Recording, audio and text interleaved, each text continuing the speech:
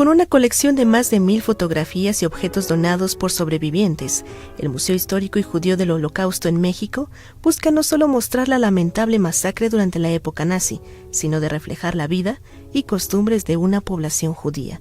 6 millones no es únicamente un número, fueron seres humanos, fueron vidas que se perdieron por una simple razón, ¿sí?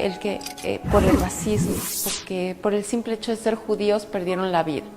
Entender la intolerancia y sus consecuencias para que estos hechos no se vuelvan a repetir es la finalidad de este recinto, fundado por el Dr. Tuvie Maisel en 1970.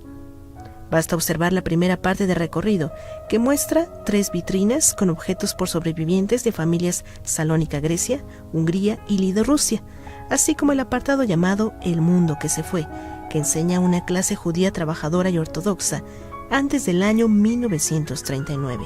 Que ortodoxo es aquel que sigue la religión tal y como está escrito.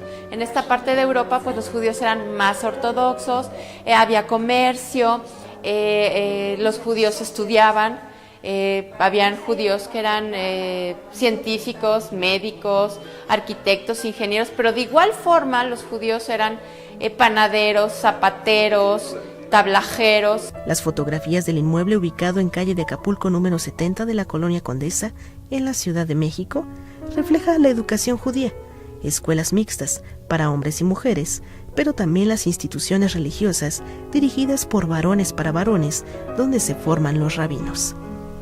En ese mismo apartado se reconocen a grandes personajes judíos, como Sholem Aleichem, quien escribió la obra Violinista en el tejado, y a Albert Einstein, el científico mundialmente conocido.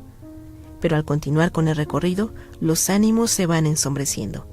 Y es que es justo en la sala de El surgimiento del nazismo, donde se conocen las leyes antijudías y la propaganda nazi, donde llama la atención fotografías de bancas en parques donde solo podían sentarse los alemanes, quienes se autocalificaban como raza superior. Estos parches que eran una identificación dentro de los campos, dentro de los guetos, ¿sí? Estos eran colocados a cualquier prisionero, ya fuera testigo de Jehová, homosexual, criminal, judío, gitano, prisionero político, todos estos debían ser identificados en donde quiera que estuvieran. En la visita guiada, que bien pueden tener acceso las personas con discapacidad, al contar con sistema braille y rampas para sillas de ruedas, se explica que gueto es una colonia cerrada, amurallada y electrificada. Lo que tenemos aquí en el piso es una maqueta del gueto de Varsovia.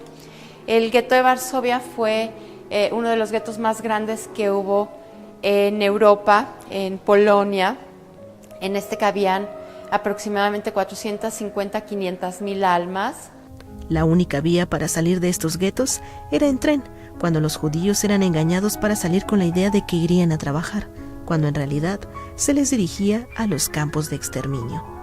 Los primeros en ser asesinados eran los niños, ancianos y personas con discapacidad. Llenaban una hoja con su nombre, con su lugar de origen, su fecha de nacimiento, además debían de poner en esta hoja de registro, debían de poner si todavía tenían algún diente de oro en la boca. Finalmente, lo último que les iban a quitar, pues ya eran los dientes de oro que tenían en la boca después de haberles quitado absolutamente todo lo que tenían. Uno de los campos de concentración más grandes fue Auschwitz, donde morían entre 6.000 y 7.000 judíos diariamente. Se tiene contemplado que durante la aniquilación nazi murieron alrededor de 6 millones de judíos, de los cuales 1,5 millones eran niños. Es por ello que el museo les rinde sentido homenaje.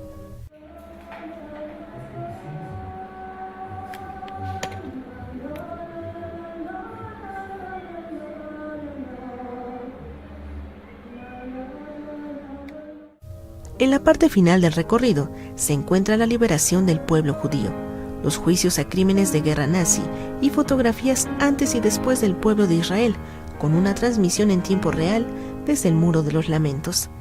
Además, el museo hace un reconocimiento especial a la Fuerza Expedicionaria Escuadrón 201, con imágenes sobre la participación de México en la Segunda Guerra Mundial.